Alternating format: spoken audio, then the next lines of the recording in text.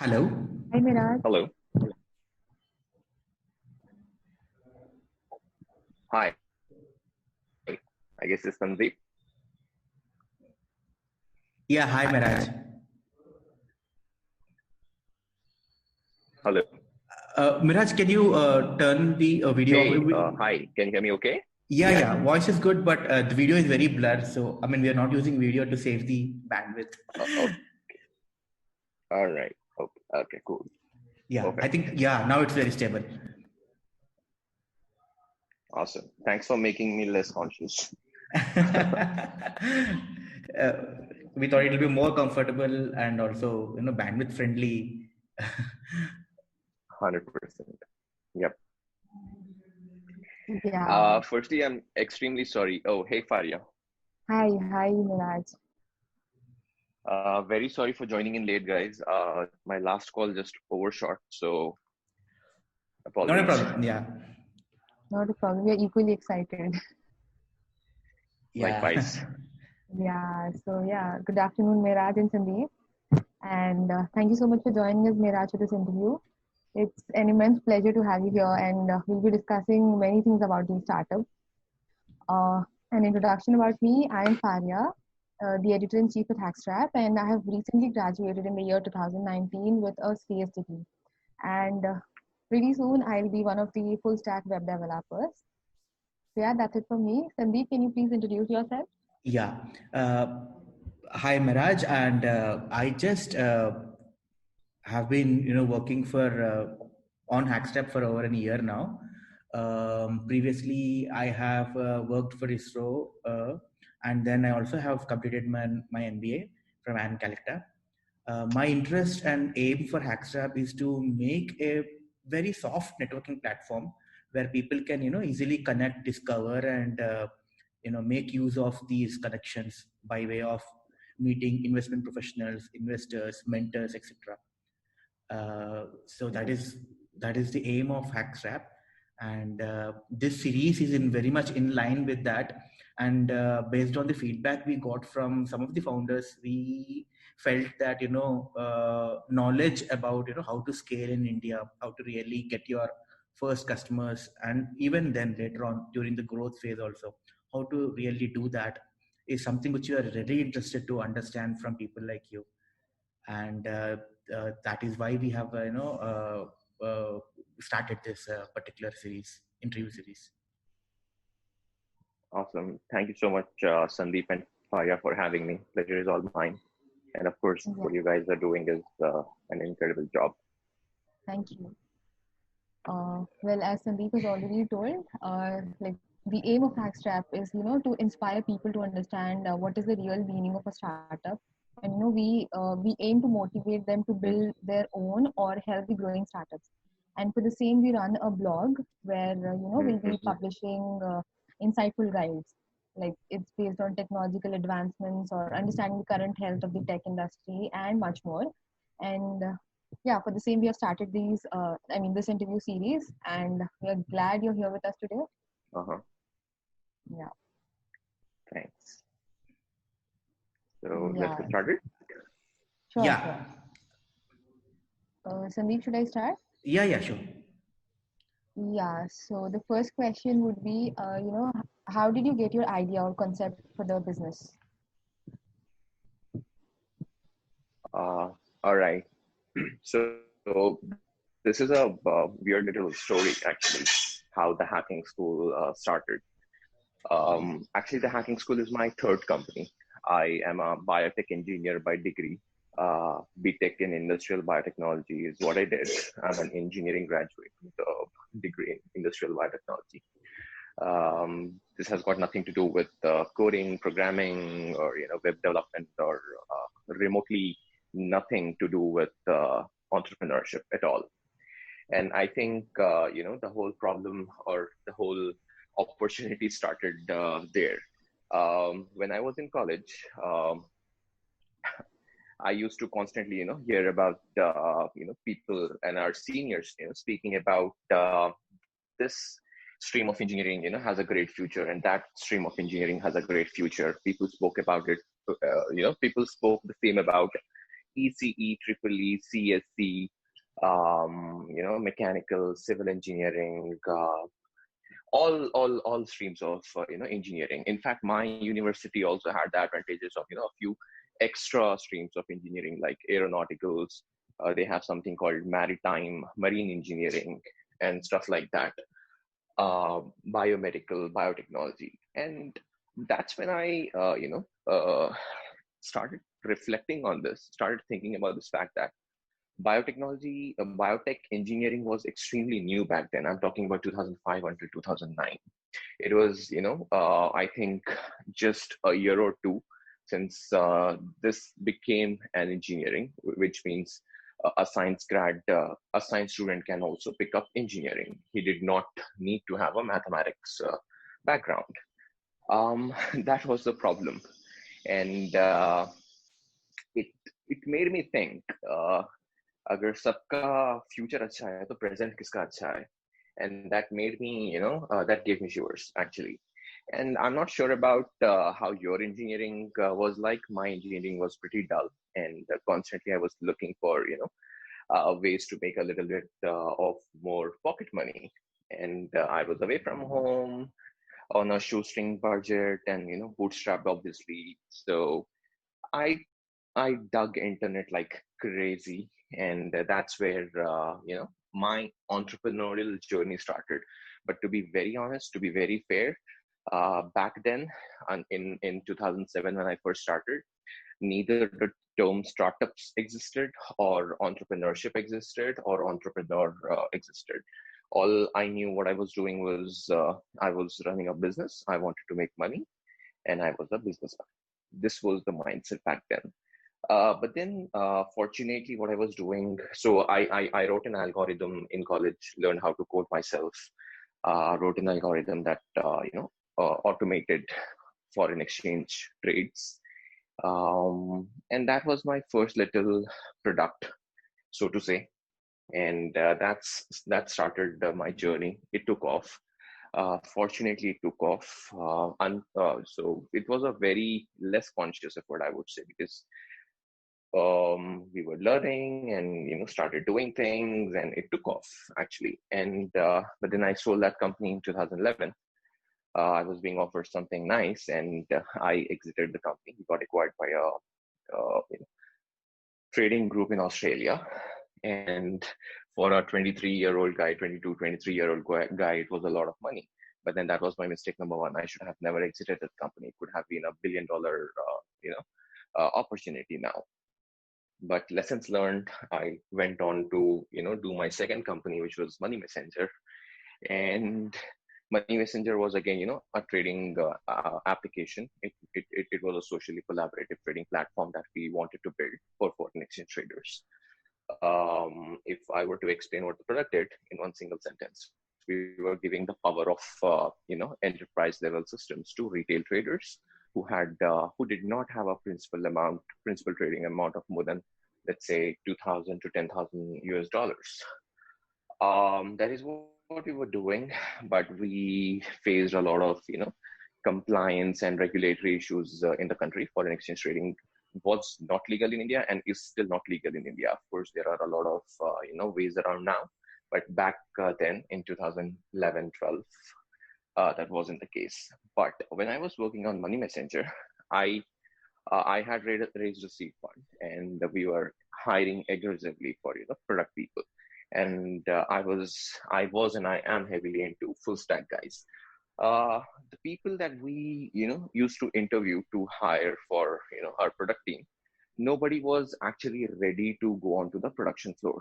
And people who were ready, with people who came with experience, they were charging a bomb. And as a startup, as a seed funded startup, I couldn't afford them, right? We went to a lot of institutes. We went to a lot of engineering colleges. We went to a lot of training institutes, and all of that. And the quality, to be fair, sucked, right?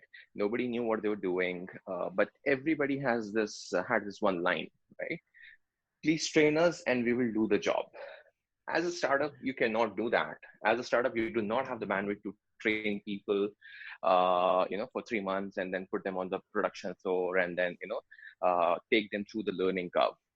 That was not possible, and that is not something that I could do back then, obviously due to the product roadmap and timelines. But then the data was so huge. I was like, how exactly do the startups in the Silicon Valley or the more mature ecosystems of the world, how do they start up? How do they recruit? How do they hire? How do they build teams?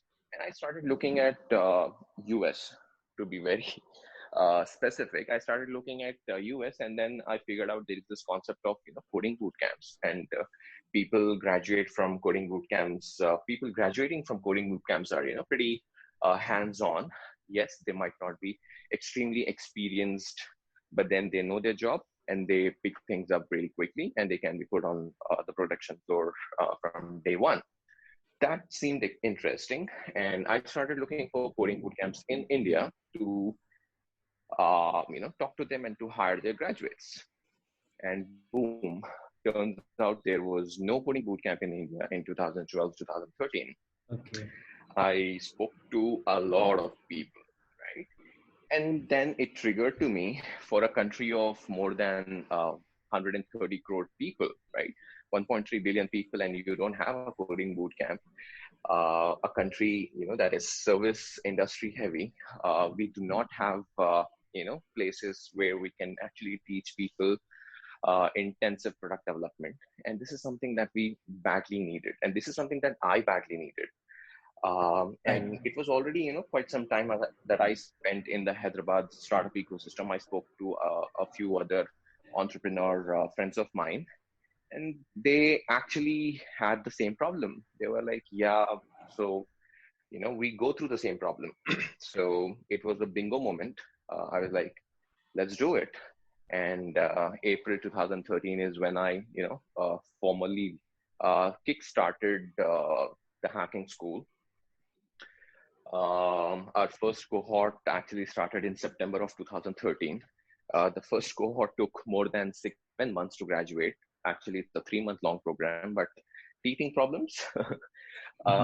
It took more than 6-7 months to graduate. I was still designing the curriculum, developing the curriculum, training, and I was doing everything.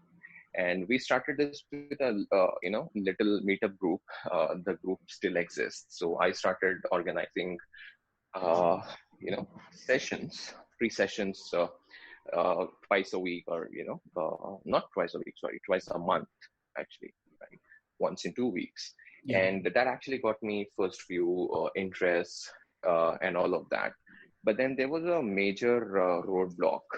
Coding boot camps are, obviously intensive and immersive programs. And since they require focus, they require concentration. When I say concentration, it means we cannot dilute it with the number of with a large number of students. So we have to be extremely limited, that the class has to be focused and all of that. And if the class has to be focused, then for you to actually make money, or at least break even, you will have to charge for the quality, right? And if I'm not wrong, the fee that we had set still 2013, 2014 was 82,000 for the 3-month long program. And anybody who used to talk to me about this told me I was nuts to charge this, because we could get the same program in Amirpet for 6,000 rupees. Mm-hmm. So that was, yeah. So there comes the point where you have to, figure out what exactly is the market for your product, who exactly are the customers for your product, which segment are you targeting, and why would they want you. So it turns out people first have to understand the difference between a coding bootcamp and a training institute, right? There's a huge difference between a coding bootcamp and a training institute. It's the difference between Java and JavaScript, actually, right? Yeah. Might sound similar, but they are different, right? Yeah. So yeah, and a lot of people ask, what's the difference between Java and JavaScript then? I say that's the difference between car and a carpet, right? Maybe you have car in carpet, but they're two different things. Correct, correct. So yeah, that's exactly what we went through. We started looking for people who actually understood the concept of coding bootcamp, and the beauty of the hacking school is we only attract people who already know about the coding bootcamp, which means our application process is extremely short and sweet. People who look for coding bootcamp or the best coding bootcamp on the Google search engine find us. Okay. They come onto our website. There is an application form that you have to submit. Nothing technical about it, but we want to understand the student better. The only thing that we look for in a student at the hacking school is program fitness. Why do you want to do this program? What is the motivation behind doing this program? And if money is all you want to make, then this might not be the right motivation for you to go through a coding bootcamp. Because like I said, coding bootcamp is intensive, immersive. It requires, dedication. It requires extreme persistence. It requires extreme, resilience, because coding might sound fancy, but it's not very easy, and it can't come to you without practice, right? Without falling and correct. failing. So yeah, that's how we optimize ourselves. We are extremely focused. We don't run behind huge numbers. We don't look to increase our website traffic for all the random keywords possible. So that allows us to focus on really interested students, really high quality students, which actually determines the quality of the output. Yeah. And I would say we have been extremely fortunate to work with a lot of these students, and we have a lot of success stories. And these guys go out, and these guys are our ambassadors, and they make it happen. They actually color the world for us. Yeah. Lastly, I would just like to add, for this one, we haven't spent a penny on advertising or marketing in the last 6 years of our existence. Great. Whatever we managed to do, we grew from zero to one boot camp per year to right now we do 9 boot camps a year. And last year we have had students from applications from more than 22 countries, students from more than 10 countries actually came to India, lived in Hyderabad with us, went through the program, and went back to their countries. So that's Amazing. actually something that we take extremely pride in, and all of that happens without spending a penny on advertising or marketing, right? Yeah. It's very interesting, Yeah. Miraj. I mean, I was very surprised when I learned that in Hyderabad there is a very mature boot camp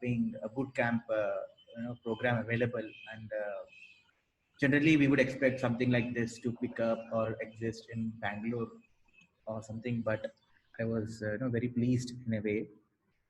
How do you pick up companies that will come to pick these particular students? Do you do placement assistance?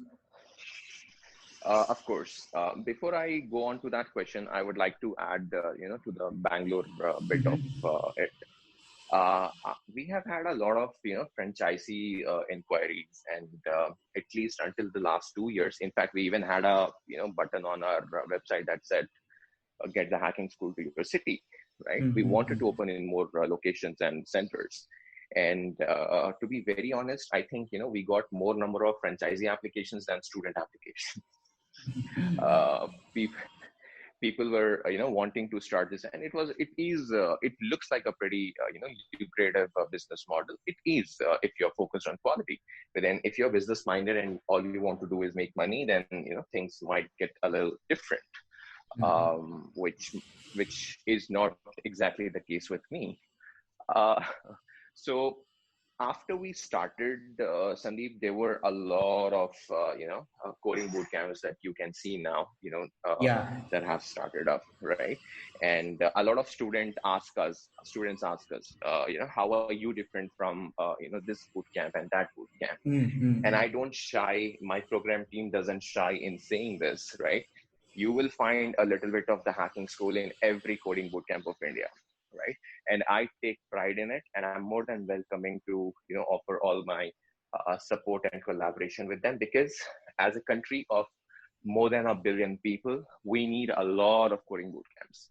We need Yeah, to rethink the whole process of skilling, right? The hacking school alone cannot capture the whole market, and we cannot deliver to the whole market. We understand that, and we are not obsessed or possessed with the monopoly. We don't want it. We can't have it. Okay. So correct. it is okay to work in collaboration. It is okay to open up your curriculum. It is okay to open up your uh, training and the delivery methodology, the program design, right? Which is Yeah, all what makes the difference. So this is what we tell our students when they say, what's the difference between you and them. You will find a little bit of the hacking school everywhere. So we have a lot of things in common, if I were to say. But if you are asking about what's different, well, since I started this, they don't have Meraj Faheem to begin with, is what I say at the risk of sounding boastful. So we make mistakes first, and we learn our mistakes, we correct our mistakes, and by the time they come out in the market, it's quite a little, it's quite some time. So we are the first ones to make mistakes and correct our mistakes. That way, you're on the right side most of the times. I think room for experimentation is very important. Yeah, yeah. All the time, all the time. See, entrepreneurship is one huge experiment. If anybody says it's all figured out, then they are lying. If somebody says it's easy, then hello, you have to go and wish them good morning and ask them to smell some coffee, because that's not the case at all. True, very true. Every day is a new challenge, and you have no idea what you are sleeping on tonight, and what exactly are you going to wake up on next morning. And in fact, thanks to Corona, even more so. Yeah. So about the Yeah. placement assistants, what is your strategy to attract firms, and what kind of firms do you attract for your students? Yeah. So our focus is, well-funded product startup companies. That is our primary focus. But we have also worked with a lot of MNCs, with a lot of, late stage startups, let's say Series DEF companies, and so on. Like I said, our focus area is to find the right fit for our students. Our students are, fresh software engineers, which means, they can build a full stack web application independently. This is something that they can do. But more importantly, what they need is a lot of mentoring. They need to brush up and polish their skills that they have just acquired, right? Correct. So, uh, but the culture of a company determines on what and how much are you going to learn, right? And usually this does not happen in a MNC company. They might pay you good, but then the kind of role is going to determine what exactly you're going to learn and what exactly are you going to adopt. So we kind of push our students to pick up roles that are more challenging, need not necessarily be better paying. And most of the times they understand, a lot of times they don't, which is totally fine. But the trend that we see is, the average CTC that our students get is about 6 lakhs per annum, Okay. which technically gets doubled in 9 months Yeah. and gets tripled in less than 18 months. So the return on investment is huge, not just huge, it's astronomical.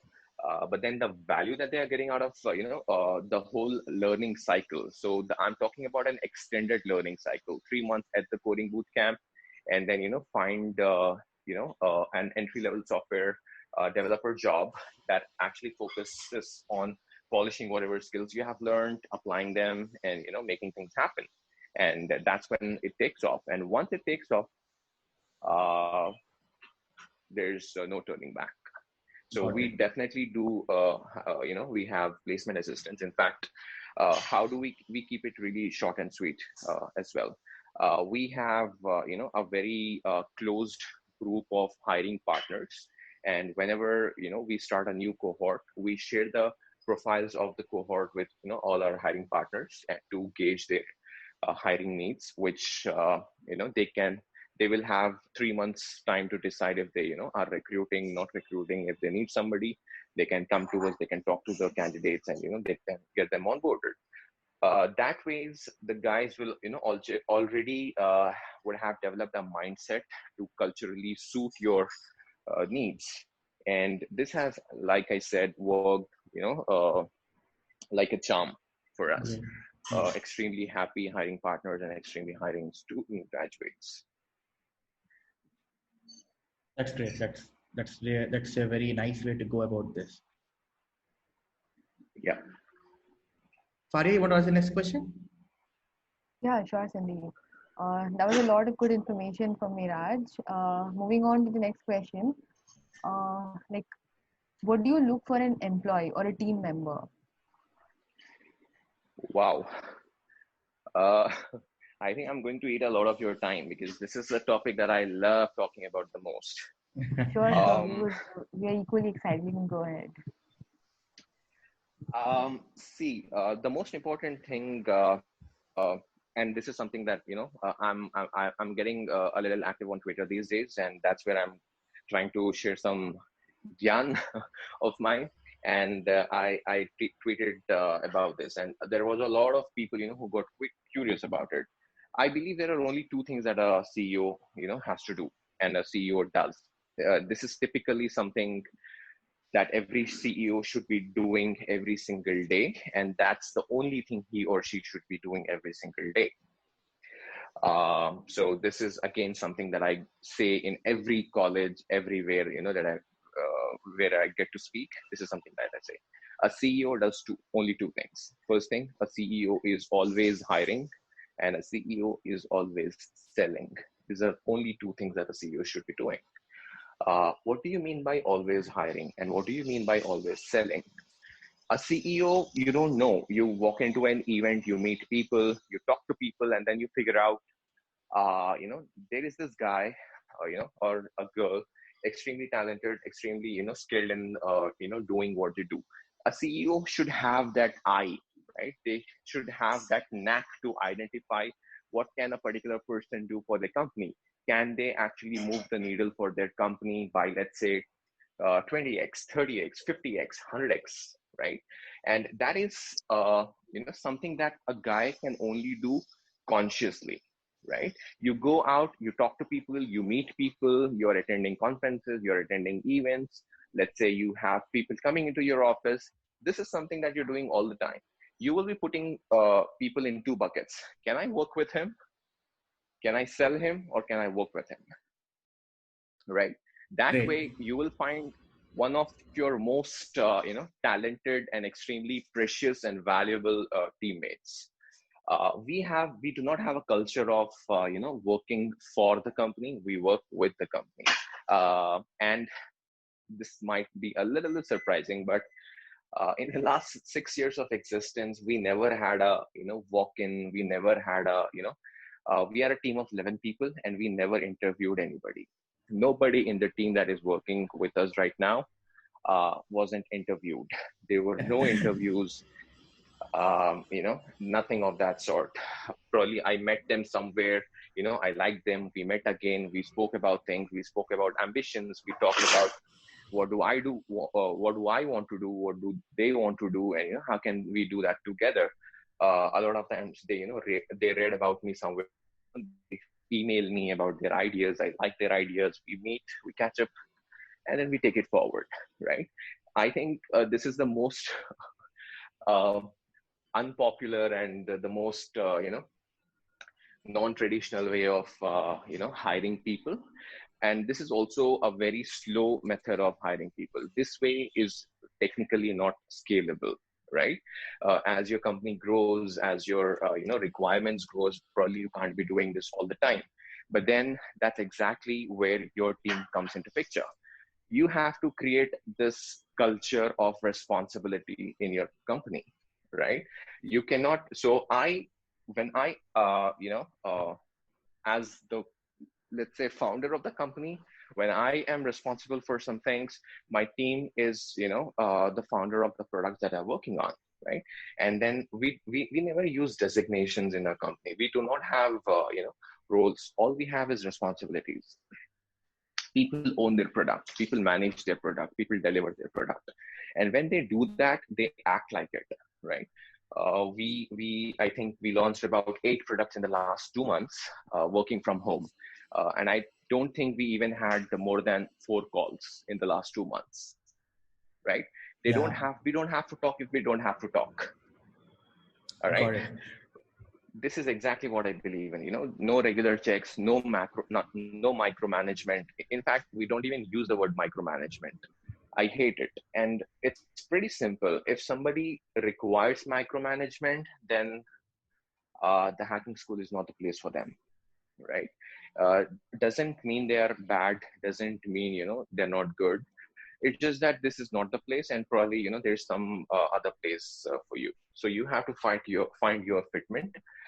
We have figured out our fitment. We are comfortable working with people, who can handle authority, freedom, who can handle responsibility, who are accountable. And this brings me to the point. So we define our work culture in, one word. We say, go far, FAR. Yeah. F stands for flexibility. Yeah, F stands for flexibility, A stands for accountability, R stands for responsibility. Everybody has flexibility to do whatever they want to do, whenever they want to do, and however they want to do. We focus on results. We do not focus on, the process, or we do not focus on the steps. Of course, it has to be ethical and morally right, needless to say. But we don't care about, when you're doing it, what you're doing it, and how you're doing it. That's flexibility. We never had timings, or in fact, even the pre-COVID period, we have a beautiful office in Gachibowli, a prime property, nicely located, but still I think only 50% of the team was at our office. There was never a time when 100% of our team was available at the office all the time. Never. So, and I take extreme pride in it. If you don't have to be in office, you don't have to be in office. I don't want you to waste 2 hours of your precious time traveling and coming to office to do something that you can do from wherever you're comfortable. Coffee shop, home, friend's home, terrace, wherever. That's your wish, right? You do it. You make it happen. All we care about is making it happen. So that's flexibility. Accountability is, you are accountable for your actions, right? Um, when accountability comes into picture, you do not have to micromanage people, right? You are working with mature, responsible adults who are accountable and who understand their accountability. They also understand whatever they do leads to the gets accounted for the company's growth, or vice versa. Great. Right? Yeah. Your positive actions will lead to positive growth of the company, and your negative actions can lead to the negative growth of the company. So everybody is accountable for it, and we emphasize a lot on it. Okay. And the last one is responsibility. And this is the beauty of the whole thing. Everybody is not just responsible for their own, roles, for their own deliverables, but they're also responsible for the deliverables of the company, right? Which Correct. means everybody is a full stacker. Okay, it Yeah. doesn't mean if you're a techie and your role is to just develop a product. No, your role is to contribute to the success of the company. And if it means by building a product, so do it. If it means know somebody who can buy our product, go do it, right? If it means Correct. getting on a call with a customer to help him solve an issue, go do it. Make it happen, right?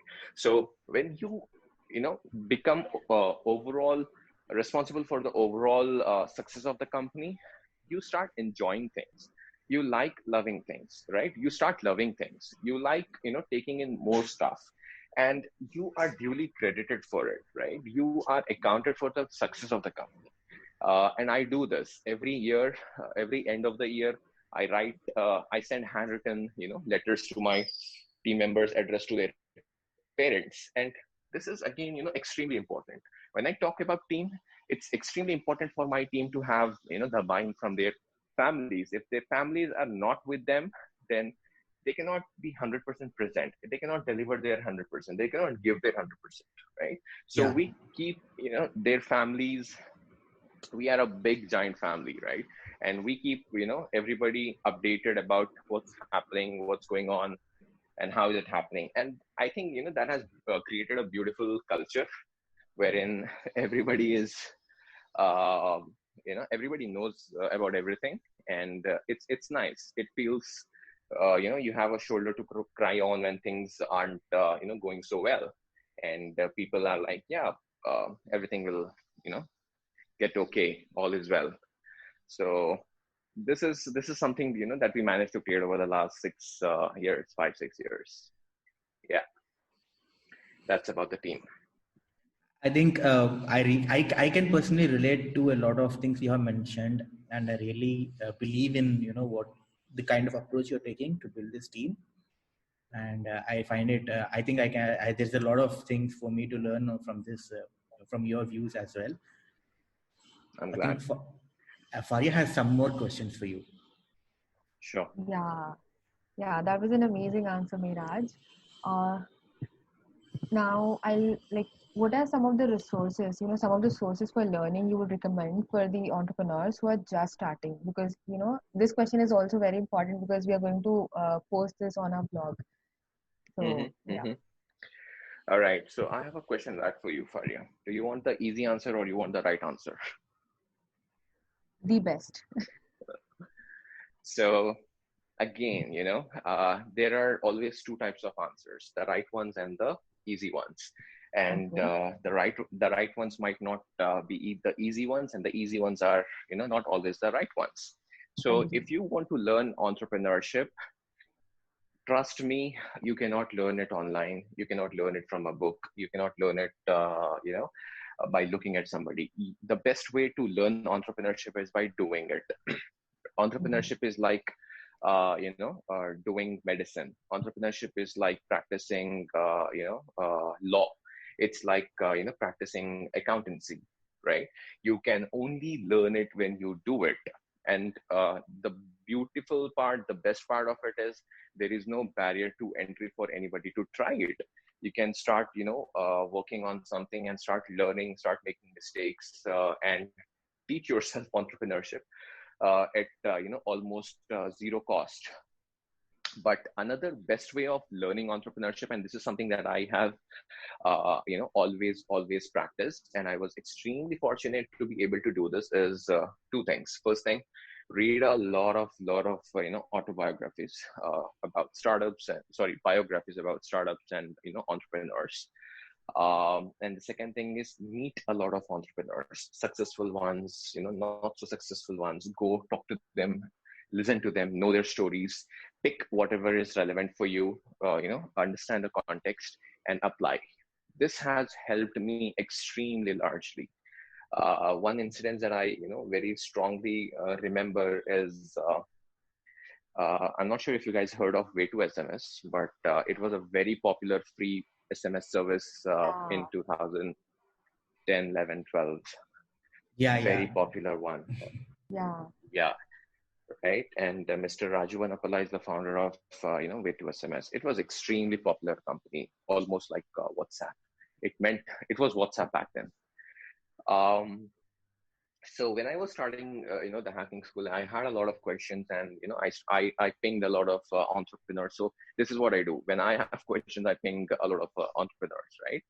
And I don't hesitate them. They could be new ones, they can be old ones, they can be mature ones, they can be immature ones, and there's always something to learn from everybody. When I pinged him, he was extremely nice to accept, and give me an appointment. I went there. I heard his story. Extremely inspirational, story. Extremely humble gentleman, and I think that contributed a lot to the journey of the hacking school. So there was one thing that Mr. Raju said, and this meeting happened in 2012 February. Uh, so he said, he had not raised money for way to SMS, and he wanted to. He's still going bootstrap, and he will go bootstrap. There is a beeline of investors, but that we would not want to take the money, so on and so forth. And I think that one thing stuck with me. We were reached by literally every VC you can name in the country. All the elite ones reached out to the hacking school, and we stayed strong to the principle that we created for ourselves, that we will be profitable but bootstrapped. We don't want to raise money if we don't need to raise money. We don't want to take somebody else's money to grow things if you don't need them. And the whole perspective, I think the whole philosophy of your company, the whole culture of the company becomes different here. So in real sense, I would say I look up to a lot of people, and my learnings are extremely proactive. I go to them and I pick what I need, right? And this is one lesson I have learned in my life, and I would strongly recommend this to anybody listening to this, and all the new entrepreneurs, all the wannabe entrepreneurs, that do not force yourself to find a mentor if you can't find one. Okay, it's like finding a life partner. A great mentor can add great value to your company, and a wrong one can do extreme damage to your company, not just to your company but to you as well. You might not be left with the motivation to continue with entrepreneurship anymore. So be extremely cautious about picking up a mentor, right? Yeah. Do not force yourselves to find a mentor. And so to directly answer Farya's question, I learn this way, and I would and there are a lot of people doing a lot of things these days. LinkedIn is pretty open, and everybody is so welcoming. I don't think it will be a problem for people to go out and learn. And that's not the easy way, but that's the right way to do it. The easy way is going and reading blogs that usually content writers put up for traffic. And I'm not belittling their work, but I'm just wanting to understand the objective and the motivation behind doing something that you want to do. So we have to be extremely careful about picking up resources that you might want to learn, and it has to be contextual. Even with the books, right? You cannot just go randomly buy a book and start reading. What I believe is, there is a book for every situation. There is a book for every scenario. There is a book for every problem, and there is a book for every solution. The only way you will be able to get the most out of a book is by knowing the context of it. Okay. And whenever I'm stuck in a situation, I start looking at companies that were in a similar situation, and how did they solve it? And usually we find that in a book. Currently, I'm reading 3 books: Alibaba, and How to Turn Down $1 Billion, that's the Snapchat story, and Bhujia Barons. There are extreme life lessons, in these books, and they are so beautiful, right? And there's a lot of things that I picked up from there and applied, only because I had context to it. It was not a bedtime activity wherein I'm trying to read a book to put myself to sleep. You getting my point? Yeah. So context is extremely important, and if you do not have the context, you might not pick the right book, and if you're not picking up the right book, you might not pick up the right lesson, and it's a chain, my dear friend. I can add a point here. When I first started reading long back, the book 0 to 1, it was like I was able to kind of understand it, but I was, kind of lost equally. It didn't really make total sense. But now when I'm reading it again, and every line kind of, is something which becomes, very it contextual. talks back to you. Yeah, it talks back. It's very contextual, and that is where the point you raised, that every book is there for a context, or a situation, or a problem that you are currently facing, and you need to pick the right book for that. I mean, it's really beautifully said. It's really true. I'm glad you got the essence of it. Yeah. And just to add to the 0 to 1 book, I think there are a lot of things that I disagree in that book, and there are a Haha. lot of books that I with a lot of things that I disagree, and which is fine, which is okay. You don't have to agree with everything. Pick up what suits your needs and keep moving. Correct, correct. I That's think, the I whole. think, I think That's the name of the that game. that might be because of the way the book defines what a startup is, and Probably. just they believe in high growth companies. So I can understand. Yeah, There are many kinds of, there are many ways to impact a lot of people, and that itself is yeah, also a very important way to look at what a startup absolutely, can be. So from the whole impact absolutely. angle is something which that book definitely misses out. Absolutely. Peter Thiel is an inspiration. I mean, the guy is an inspiration. He's a visionary in real sense. Yeah. So there are no two ways about it. He's a gem, and he's extremely underrated. And Elon Musk is extremely overrated. Okay, I'll I'll stop myself here. No, no, that is completely fine. And Miraj, when you are sharing your story, especially what you're doing at the hacking school, my only concern is I feel a lot of Mhm, people are missing out. That they would really benefit, and mhm. but they don't know that you exist. What do you have to say about this?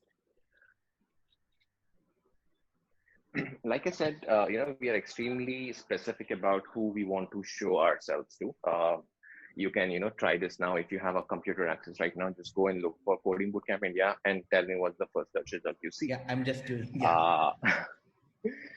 Uh, so we are extremely specific about what we want to do and how we want to do. It's like I said, we are a small team, and the scalability of it is another factor. But then we completely realize this has to grow up. There are a lot of people who I believe need us, and we have to give that access to a lot of people. It has to grow, it has to scale up, and that's exactly where code.in comes into picture.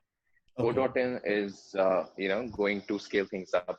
So whatever experience that we deliver with the hacking school, we are taking it online with code.in. Code.in will be India's coding bootcamp. This will be a place wherein people will learn a lot of things, God willing, and that's the whole ambition.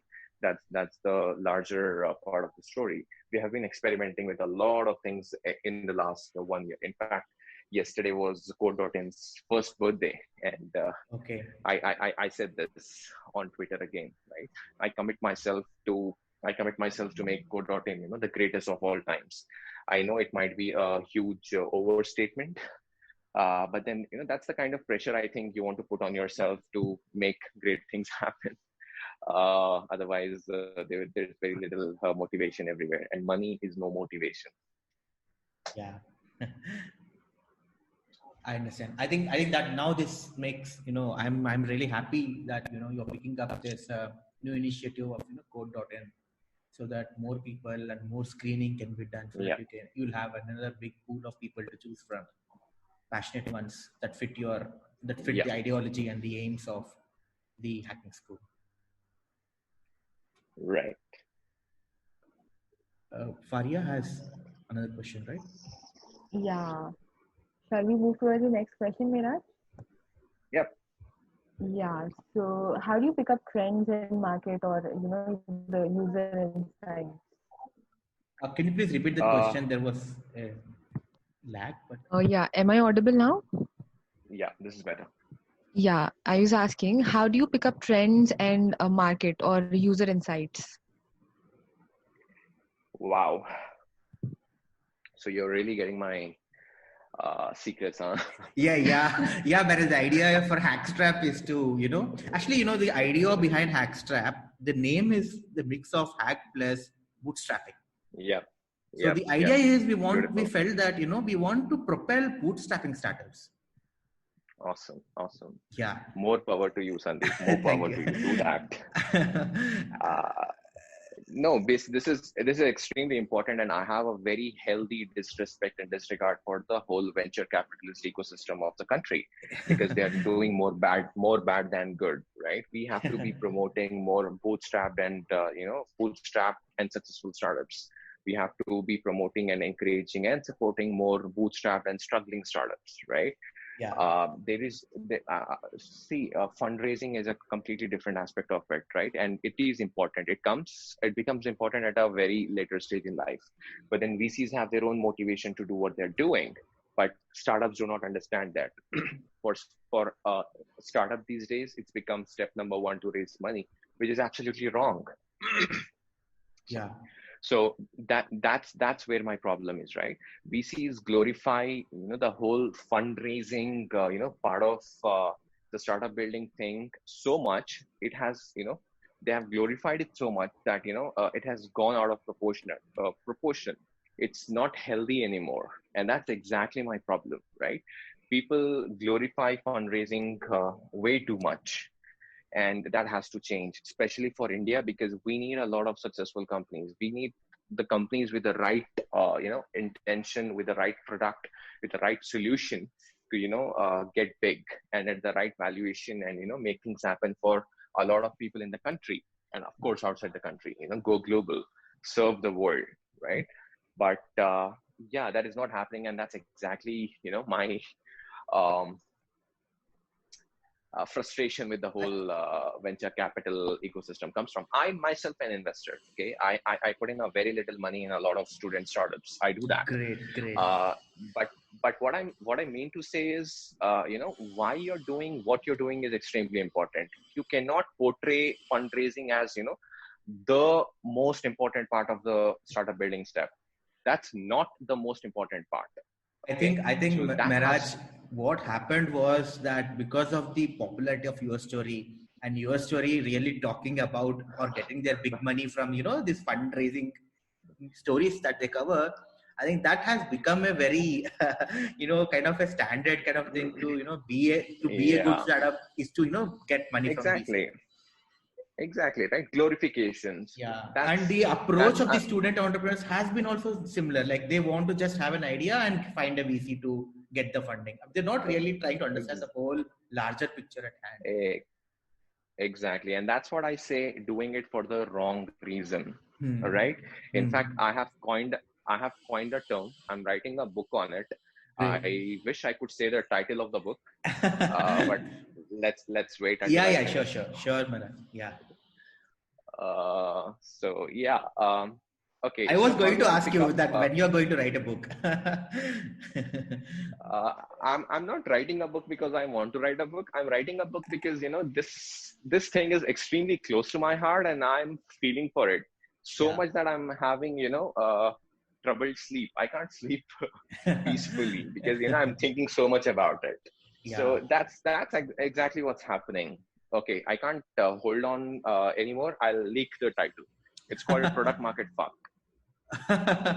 Great. Okay, so the whole VC system, unhealthy VC system, has actually fucked up the product market. Sorry for using the word, ladies and Not a problem. gentlemen, but I don't have a better word.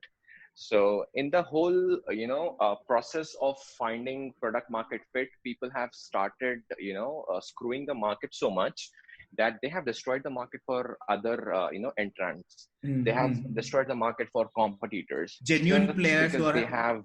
Hmm. Hmm. Yeah, Correct. yeah. Correct. So and that's what I called, and I coined the term product market fuck.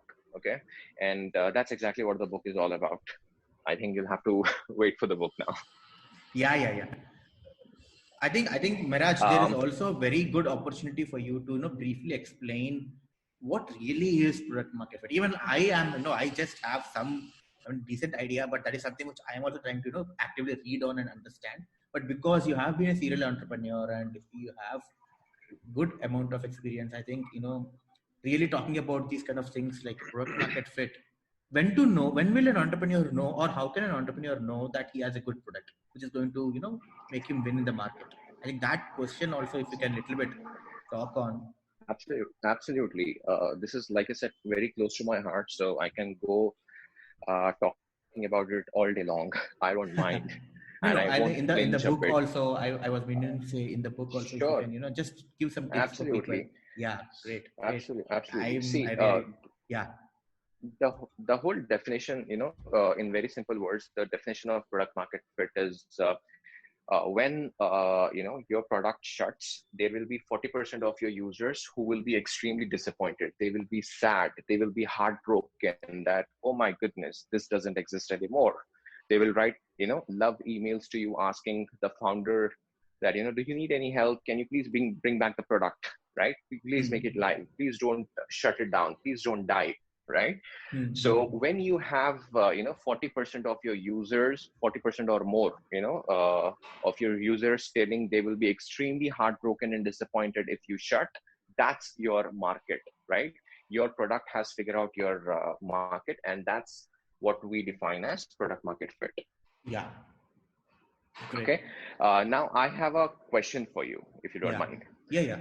do you think do you think and this question is for both you and Faria, try answering this. Do you think Sure. Zoom has figured out its product market fit? I don't I don't think so, but it is a good application, but I think it still has a lot way to go, to really get to that point where people will feel bad that it has, that it stopped, it's no more there. Hmm. Hmm. What about you, Faria? Faria, yeah. Um, I don't know how to answer this. Uh, like holding no knowledge about entrepreneurship and all. I'm just, sitting here and listening to both of you speak so many good things. So, yeah, I don't know how to Just answer your it. opinion, yes or no. Yes, it has a Uh, product market fit. No, it does not have a product market fit. I think there's always room for improvement. Or So, simply put, And maybe, if I may rephrase the question, will you be sad if Zoom there is no more, there's no Zoom from tomorrow?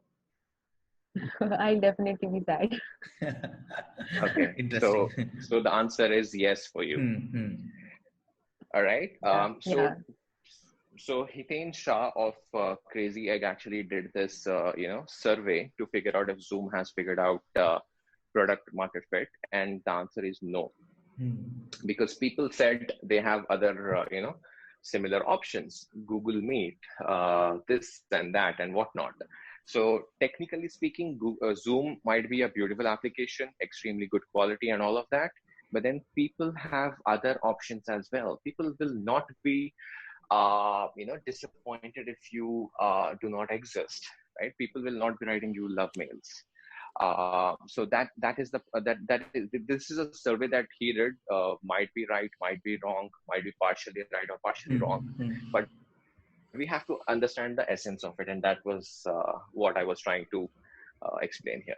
Yeah, very good example. Coming back to the question, how do I figure out? Yeah.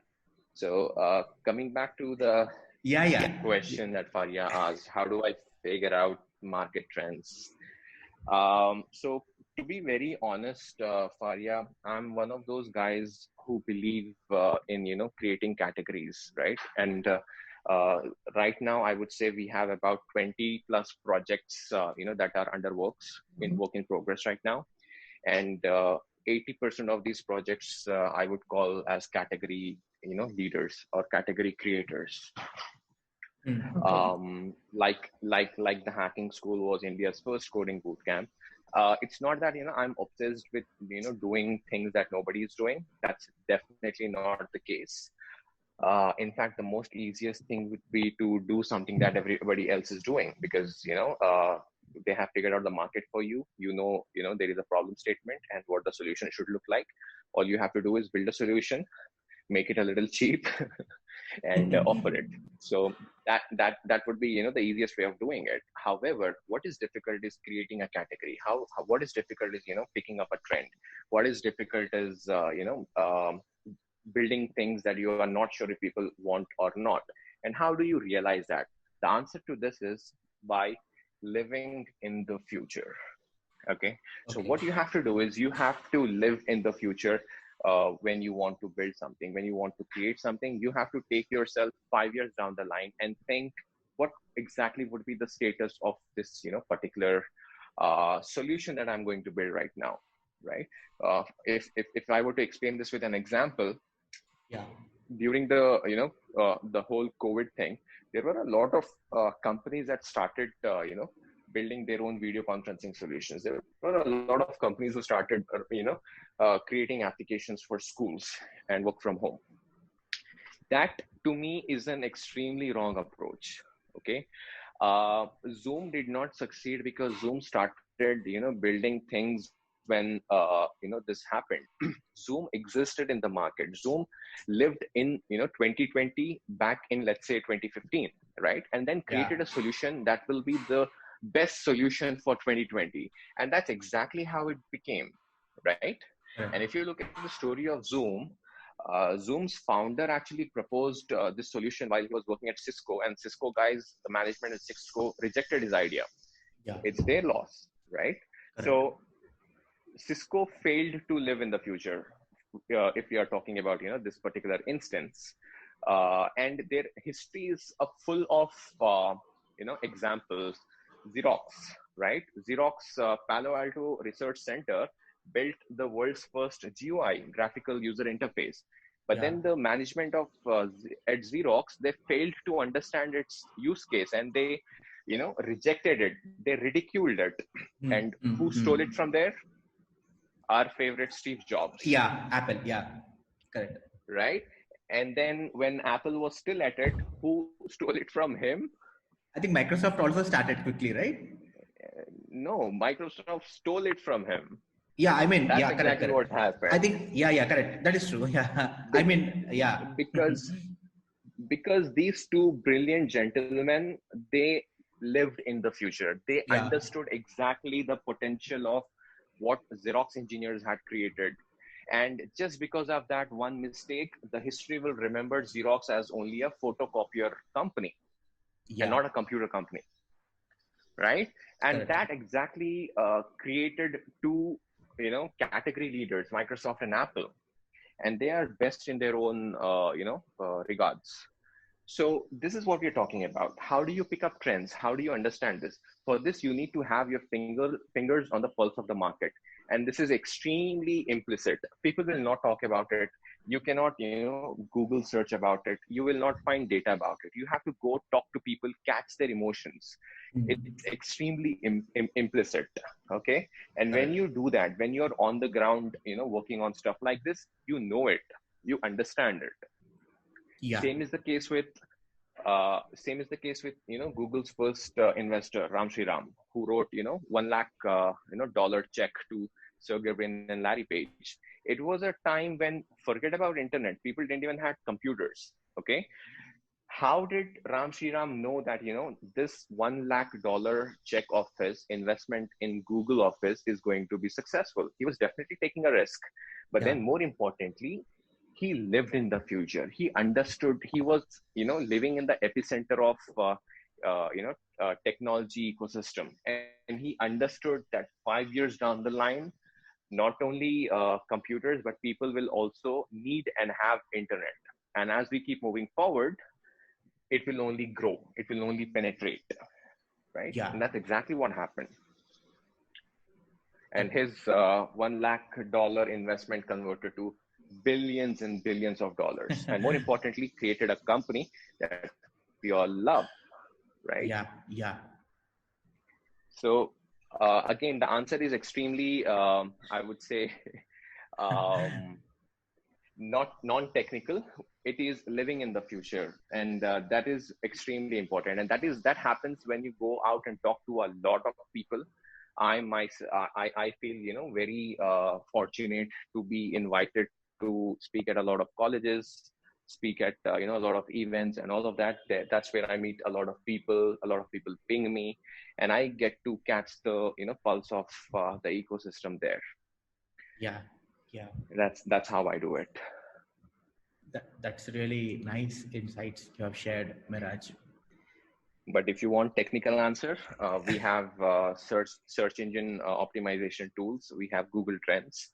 We have a few market insight, tools that tells you how many people are, looking for it, how many people are wanting it, how many competitors, and what are the most inbound keywords and stuff like that. Which I think anybody who has access to internet can figure out. What they can't figure out is understanding the opportunity, and for that, like I said, you have to live in the future.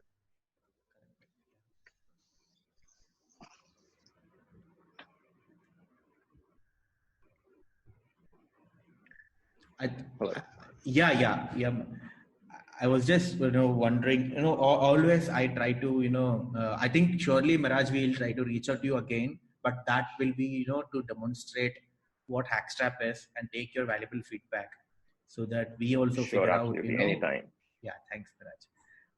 That will be of great help for us.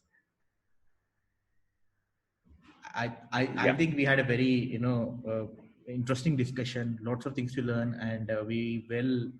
I'll just ask Faria to do the concluding Yeah, remarks. yeah. Thank you so much, Miraj. It was a lovely conversation with you. We had a great time. But yeah, likewise. sadly, we'll have to wrap it here because of the time constraints. But yes, as Sandeep said, we'll definitely meet again in future. Absolutely, Yeah, anytime. and Thank you so we much. hope you enjoyed this session. I loved it. Yeah, I loved it. yeah, Just we have sharing learned. what I know. Yeah, we have learned so many things from you today. Thank you so much for being here. Thank you so much for having me. It was a pleasure.